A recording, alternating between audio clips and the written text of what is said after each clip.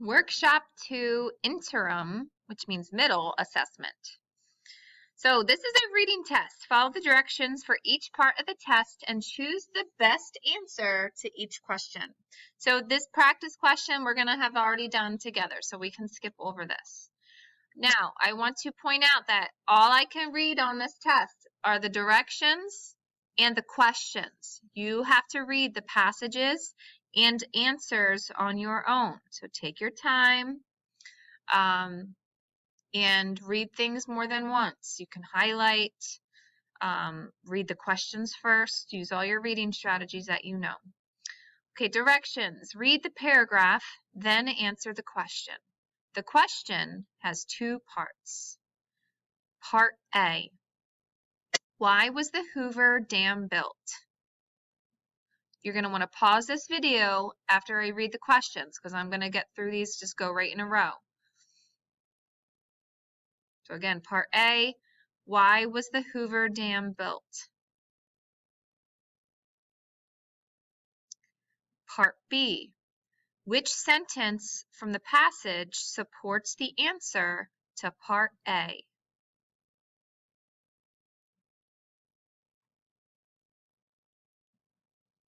Page 3. Directions. Read the passage, then answer questions 1 through 6. So go ahead and take your time, read through this story, highlight, underline, reread. Number 1. Paragraph 2 says, anyone who uses more than that is subject to fines.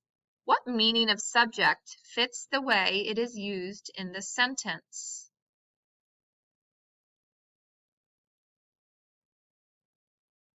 Number 2, the passage says, they look at how many people live at each address. Which sentence uses the word address in the same way?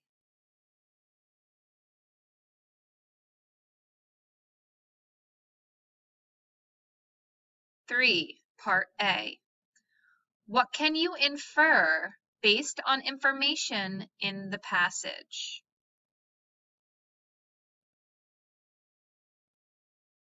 Part B. Which detail from the passage best supports the answer to part A?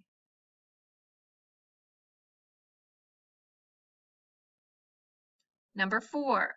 California wants these new laws to lead to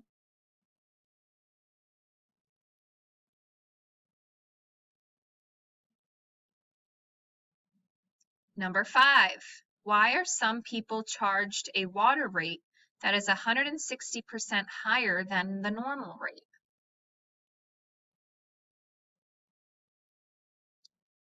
And number 6. What is the meaning of the word ineffective in paragraph 5?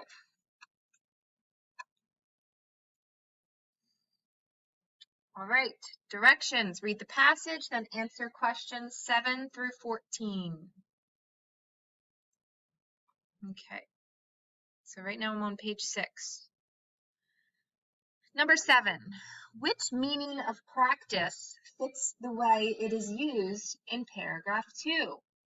So you need to go back to paragraph 2, find the sentence that has the word practice in it, read it, and then answer this question. Which meaning of practice fits the way it is used in paragraph 2? Number 8. Why are golf courses even worse than grass lawns?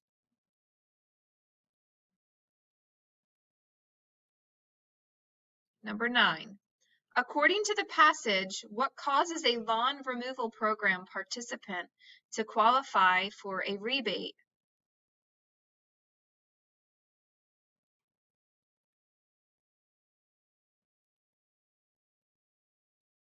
Number 10.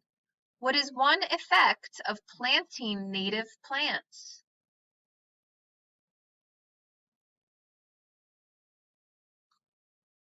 (11) What is the meaning of unlimited in paragraph 3?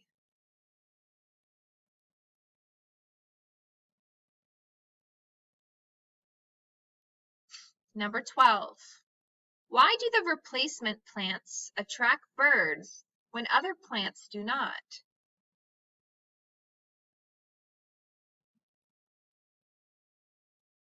Thirteen.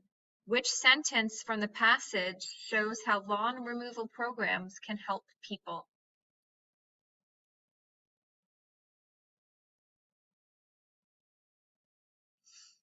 And last question, number 14. What inference can be made from this passage?